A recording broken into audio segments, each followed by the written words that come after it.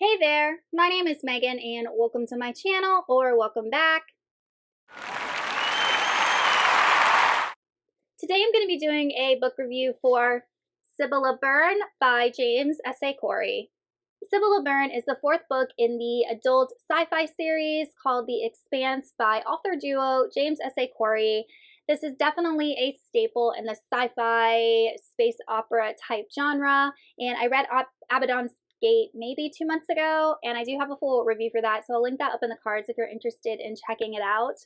But before we go ahead and get on to the review, if you are not already subscribed to my channel, please go ahead and hit that subscribe button, as well as the little bell icon, so you can be notified every time I post new bookish content.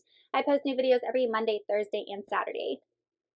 The way that I structure my reviews is I talk about what the book is about, some things that I liked, some things that I didn't like, and then I give the book an overall rating. If you're interested in just skipping to any one of those particular sections, I'll put timestamps down below. In Cibola Burn, we are following our main cast of characters. We have Captain Holden, we have Amos, we have Alex, and we have Naomi. And the setting of this book is actually a planet called New Terra, or Ilus. And Ilus was colonized by some refugees from Ganymede. And this is in a different star system, a different galaxy than us. You have to go through the ring, which opened up like access to all of these new galaxies and just further space exploration. So it was colonized, like I said, by a group of refugees. And we're following another character named Basia, and Basia's son actually died in like the whole mess that happened in the previous books with the proto-molecule and all that. So obviously, as we know, whenever humans tend to find a new place, a lot of people want to go to that place to see if they can exploit the resources on that new place. So Ilus is very rich in lithium. Enter the RCE. And because this is new uncharted territory, there's not a lot of, I guess, enforceable laws that kind of guide how colonization of a new planet works and who has rights and all the legality that goes with that. So there's a lot of like messiness in this book and politicking regarding that. So the RCE comes down and wants to mine lithium from New Terra or Ilus. And the people on the planet are like, no, this is our planet. So Basia and a group of people, in order to show defiance, end up blowing up a launch pad as the RCE is coming to land. And on the ship, there is a ton of scientists who are coming to study Ilus, as well as some politicians and things like that. And then we have Mercury, and Mercury is the one that kind of takes over. Ilus, once the RCE ship lands and he declares martial law, he says, look, you guys blew up our launch pad, you killed a bunch of my people, you're terrorists, you're a danger to us. So now you have the colonists of this planet and all of the scientists and military personnel from the RCE are about to wage war with one another on this new planet that isn't even hardly colonized or developed. So what happens is Holden is asked by Fred Johnson to jump in and mediate the issue. So that is where enters our characters. So Holden agrees.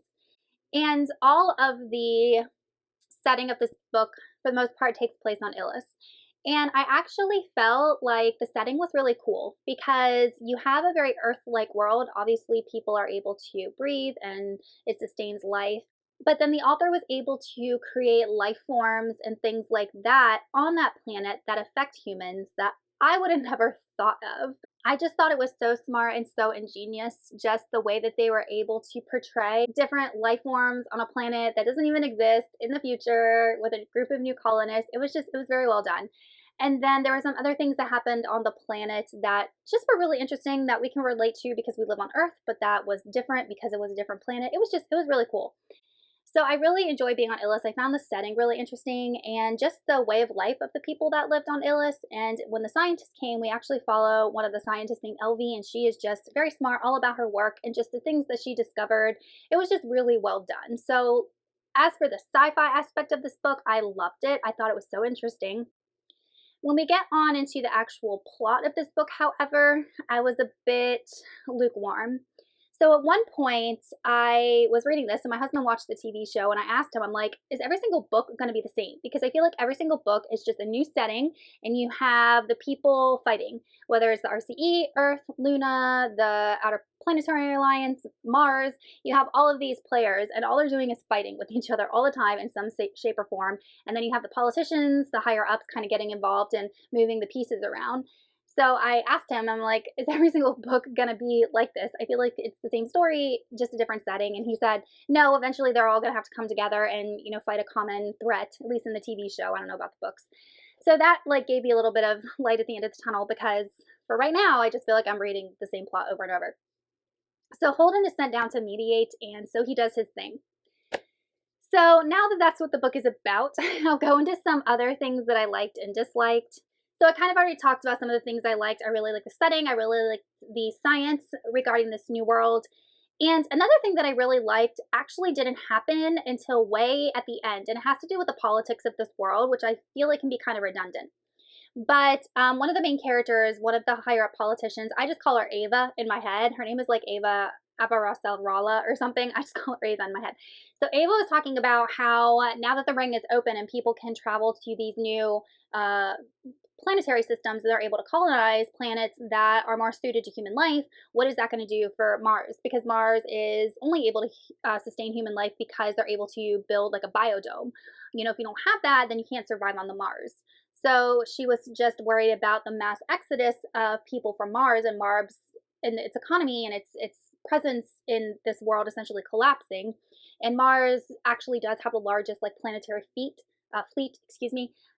in this world. So that actually piqued my interest for a conflict in future books, and something that I probably never would have thought of.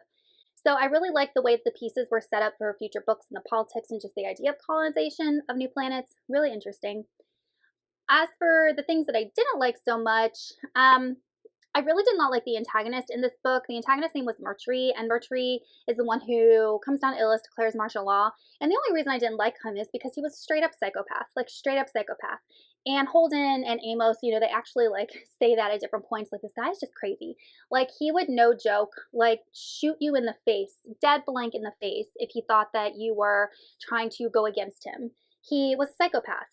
And it made me so angry at points reading about him and what he was doing, because it was so unreasonable. And any type of person with any ability to reason or have discernment would not do the things that he did. So I had to actually tell myself at points, don't get angry at him. He's written as a character that is not able to be relatable to others. He just was a psychopath. And he's just one of those villains that has this idea in his head, and he's right, and he will do whatever he has to follow through the mission that the RCE gave him. So I couldn't relate to him. Maybe some people can, but he was a psycho, and I didn't like him. But he definitely was an integral part of the plot, unfortunately. Another thing I didn't like so much was how Holden was actually, in my opinion, portrayed to be more of a superhero type character in this book. And I don't remember if he was portrayed like that in Abaddon's Gate, but in this book, there were multiple times where the character said, oh, Holden did this, this, and this, so he'll be able to do this, this, and this. He has done all of these awesome feats and gotten us out of all of these pickles, and he has saved all these people. He's going to be able to save me. And Naomi found herself in a really awful position, and then, Ilus itself, the planet, found itself in an awful position, and everyone's saying, oh, Holden will save us. Holden is not non-human. He is human. He makes mistakes. He's mortal. He will die. And I just thought he was portrayed way too much as a superhero, even though he doesn't have superhuman abilities. It just, I don't know, that didn't sit right with me. It got a little old towards the end of the book because it was mentioned over and over. I'm like, Holden's human. Don't put all of your faith in him. But alas, they got out of everything, and Holden did save the day. So it's a little bit superhero-y to me. All in all, I really enjoyed Cibola Burn. I ended up both physically reading and audiobook reading this, and I like both of them. I feel like both types of reading are equally enjoyable, and I really enjoyed the world. I really enjoyed the new characters, and I really enjoy kind of the setup the author gave us for conflicts in future books, and I ended up giving Cibola Burn 4 out of 5 stars. All right, you guys, let me know in the comments if you've read the Expanse books and what you thought of them, which one is your favorite, your least favorite, and I will see y'all in another video soon. Goodbye!